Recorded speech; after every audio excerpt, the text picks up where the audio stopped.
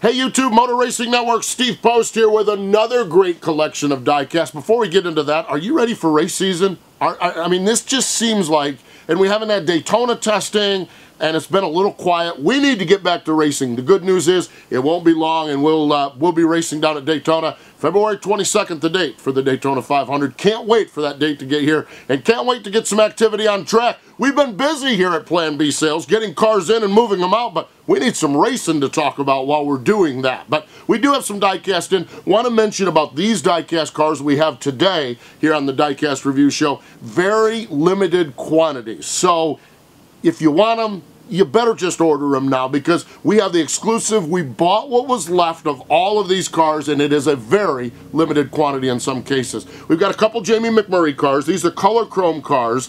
The Cessna car, breast cancer awareness car, really good looking race car, autographed by Jamie McMurray in both cases, Dixie Chopper on the back of it. So we have the autographed versions of these two cars for Jamie McMurray, and again, real limited quantity for both of these cars. This is a real special car we have because it's a race winning car. It's A.J. Allmendinger's winner from Watkins Glen in the liquid color finish. Again, the car all dusted up on the front with all the rubber marks and everything, and just the way that AJ drove this car into victory lane in the liquid color finish from Watkins Glen. So really, really cool car there. And cool with AJ Allmendinger was the Hungry Jack paint scheme. Again, this in liquid color. We've got the standard car, and we've got autographed by A.J. Allmendinger as well. So really neat cars. Again, you A.J. Allmendinger fans, you Jamie McMurray fans, get these now. Very limited quantities. They won't see them again. So if you don't get them now, we may just not be able to find them for you. So need to check that out. All of the diecasts that we talk about, of course, are available at your local diecast dealer or at planbsales.com. Now, this is what we're showing you here on the table, but we've got the post show coming up, and take a look at some of these diecast deals we have just in as well.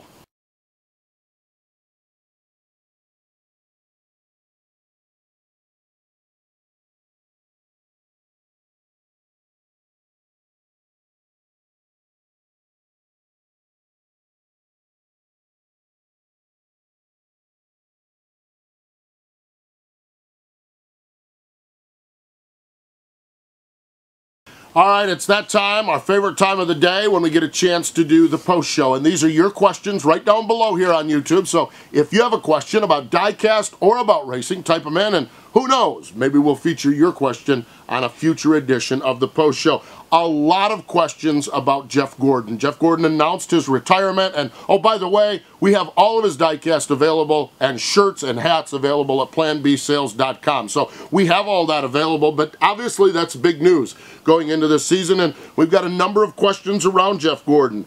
EPRL Monster Cup Series. Since you've been with NASCAR, with MRN for a while, you probably have a lot of stories, but if you have to choose one, what is your favorite Jeff Gordon story?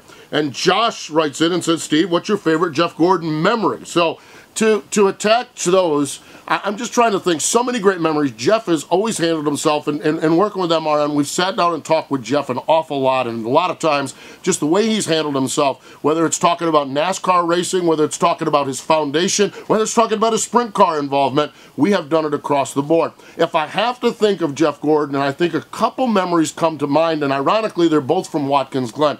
I remember Jeff Gordon had already made it. He was you know, umpteen $1 million rich and everything. It was a race at Watkins Glen. Mike Skinner was leading that race, and Jeff Gordon tracked him down and won the race. And I just remember thinking, man, Gordon is so hungry, even at that level of success. And I think that's the way he's raced his entire career, is very, very hungry as well. Another Watkins Glen memory I have is him and Tony Stewart got together on the racetrack. A lot of you fans will remember this. They got together going down into turn number 1, and it wasn't pretty. When we got done, and I was doing PR for Ricky Rudd at the time, the Haviland number 28 car, the way the trucks were lined up in the garage, on one side of us was Jeff Gordon, then it was our truck with Ricky Rudd, and then Tony Stewart's truck. Well, we're sitting there, and of course, when you're involved with one team, you have your own race, so you know what else happened, but you really didn't pay close attention to it. So Ricky gets out of our car, and he goes up, and I'm just standing there, fat, dumb, and happy, minding my own business, and the next thing you know, Jeff, on one side of us, wants a piece of Tony on the other side of us. We had crew guys jumping over cars.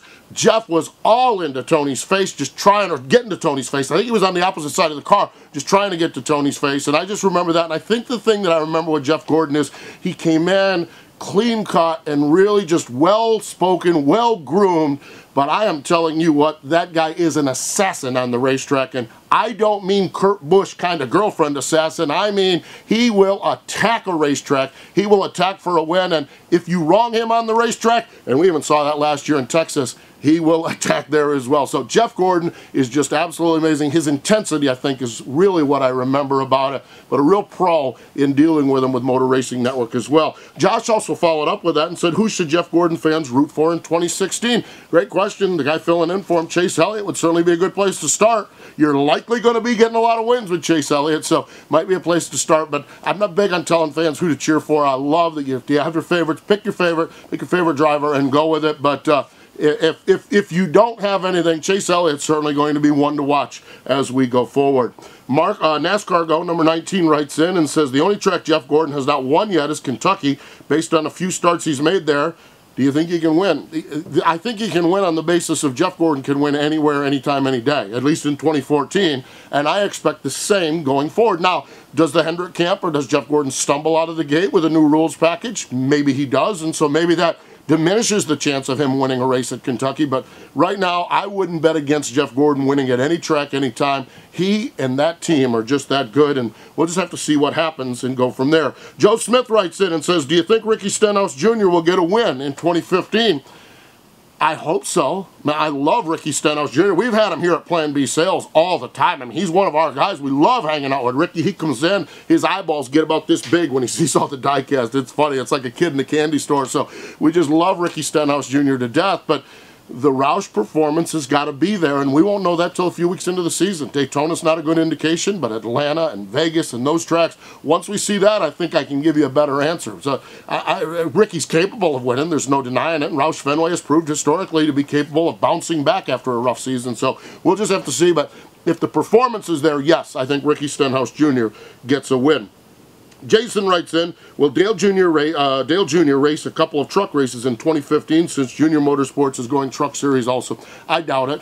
I don't see Dale Jr. running too much other than NASCAR Sprint Cup Series. He doesn't run but 1 or 2 nationwide series races a year. You know, a lot of times he'll run Daytona in February, but Dale Jr. not one that really has spent a lot of time like a Kyle Busch or a Brad Keselowski racing in other series. He stays focused on Sprint Cup Series racing, so I would put, I never say impossible, but I would put highly unlikely the chance that we'll see Junior driving a truck. Although, wouldn't that be cool to see Junior driving a truck? He can drive anything on the planet, but I just don't know that that's going to be on the plate this year. So we appreciate your questions. Love having them come in, so type them in down below, and we will hopefully get a chance to talk about your question next time here on the Post Show. Remember all the Diecast? Check out your local Diecast dealer or PlanBSales.com. Thanks for joining us on the Diecast Review Show and the Post Show here for PlanBSales.com.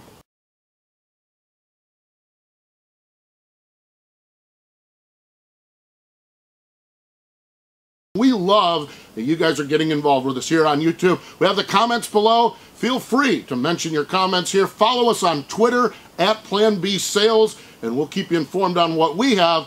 And please get some back and forth conversation going, because we love talking racing and love talking with you race fans out there, and we appreciate the business you do give us.